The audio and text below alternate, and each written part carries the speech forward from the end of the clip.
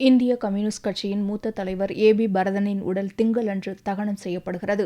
இதுகுறித்து இந்திய கம்யூனிஸ்ட் தேசிய செயலாளர் டி. ராஜா செய்தியாளர்களிடம் பேசும்போது, ஏ.பி. பரதனின் உடல் திங்கட்கிழமை காலை 10 மணிக்கு கட்சி தலைமை அலுவலகமான அஜாய் பவனுக்கு கொண்டுவரப்பட்டு பொதுமக்களின் அஞ்சலிக்காக வைக்கப்படும் என்றார். அங்கிருந்து பிற்பகல் 1:30 மணிக்கு ஊர்வலமாக எடுத்துச் செல்லப்பட்டு மாலை 3 மணி அளவில் மின்சார சுடுகாட்டில் தகனம் செய்யப்படுகிறது என்றும் ராஜா கூறினார். கடந்த மாதம் 7ஆம் தேதி திடீரென பக்கவாதம் ஏற்பட்டு டெல்லியில் உள்ள மருத்துவமனையில் ஏ.பி. பரதன் அனுமதிக்கப்பட்டார். சனிக்கிழமை இரவு பரதன் சிகிச்சை பலனின்றி மரணமடைந்தார். இவருக்கு வயது 92. வங்காளதேசத்தில் இருக்கும் பாரிசால் என்ற இடத்தில் 1924ஆம் ஆண்டு செப்டம்பர் மாதம் 24ஆம் தேதி பரதன் பிறந்தார். வங்காளதேசம் பிரிந்த பின்னர் இந்தியாவிற்கு திரும்பிய பரதன் மராட்டிய மாநிலம் நாக்பூரில் குடியேறினார். தொழிற்சங்க தலைவரான இவர் கட்சியின் பொதுச் செயலாளராக 1996ஆம் ஆண்டு முதல் 2002ஆம் ஆண்டு வரை பணியாற்றினார். இந்திய கம்யூனிஸ்ட் கட்சியில் பல்வேறு பொறுப்புகளில் பணியாற்றிய பரதன் மரணமடைந்த தகவல் தெரிந்ததும் பல்வேறு அரசியல் கட்சிகளைச் சேர்ந்த தலைவர்கள் இரங்கல் தெரிவித்துள்ளனர்.